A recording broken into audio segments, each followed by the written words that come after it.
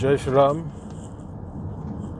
రేపు బక్రీద్ సందర్భంగా ఎన్నో చోట్ల అక్రమంగా ఆవులని మరి కోడలని అక్రమంగా సుప్రీంకోర్టు ఆర్డర్లను బేఖాతరు చేస్తూ మరి ఎన్ని చోట్ల వీటిని చంపే ప్రయత్నం చేయడం జరుగుతుంది. ఈ ప్రయత్నం భాగంగా చాలామంది హిందూ సోదరులు అహర్నిశలు పనిచేస్తూ వీటికి మా గోమాతకి అన్యాయం కాకుండా చూడాలని ఎన్నో రకాల ప్రయత్నాలు జరుగుతున్నాయి. అదేవిధంగా నిన్న మెదక్లో కూడా ఇట్లాంటి ప్రయత్నం జరిగితే ఎదుటి వర్గం వారు ఉల్టా మనపై దాడి చేశారు. ఎంత హీనమైన చర్య అంటే, మా దేవతగా ఒక లక్ష్మిగా మేము భావించే ఒక గోవుని బలిదానం ఇవన్నీ చూస్తే మేము ఆపుతున్నాం. ఇది ఒకటి మా హిందూ సాంప్రదాయానికి విరుద్ధం. అది కాకుండా సుప్రీంకోర్టు గైడ్లైన్స్ కూడా క్లియర్గా ఉన్నా కూడా మరి ఇతర పార్టీలో ఉన్న హిందువులు కూడా సపోర్ట్ చేస్తూ ఈ యొక్క క్రూరమైన చర్యకి హిందువుల మనోభావాలని కించపరిచే విధంగా, వాళ్ళ యొక్క సెంటిమెంట్లకు భగ్నం కలిగే విధంగా బిహేవ్ చేస్తున్న అందరికి కూడా ఒక తీవ్రమైన హెచ్చరింపు తెలియజేస్తున్నా.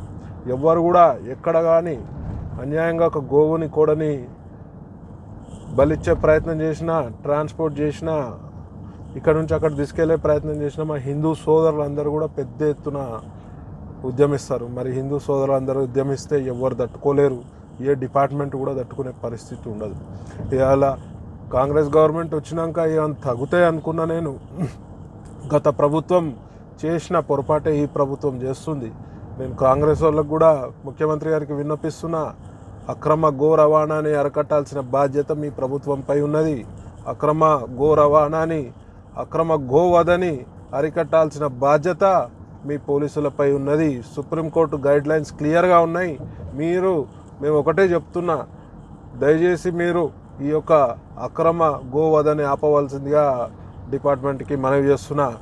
ఇంకా ముఖ్యమైన విషయం ఏంటంటే, నిన్న మెదక్లో మన సోదరుడి కోరికి స్టాబింగ్ జరిగింది. కత్తిపోట్లు పొడచడం జరిగింది ఇతర వర్గం వారు. మరి వీళ్ళు ఎంత క్రూరంగా మరి మరణాయుధాలని వెంబడబెట్టుకొని తిరుగుతుర్రంటే దీని ఇంకా ఎంత పెద్ద కుట్ర ఉందనేది మనం అర్థం చేసుకోవాల్సిన విషయం. ప్రతి ఒక్క హిందూ సోదరుడు ఇంకా 2 రోజులు ఉంది, ఇక్కడ కూడా అక్రమ గోవధ జరిగినా ఆపాల్సిందిగా మనవి చేస్తూ, నా అవసరం ఉంటే డెఫినెట్గా నేను కూడా వచ్చి ఫిజికల్గా ఎక్కడికైనా వస్తాను. అందరు కూడా గోమాతను రక్షించుకోవాల్సిన బాధ్యత ఉందని చెప్పి తెలియజేస్తూ, జై శ్రీరామ్, జై హింద్.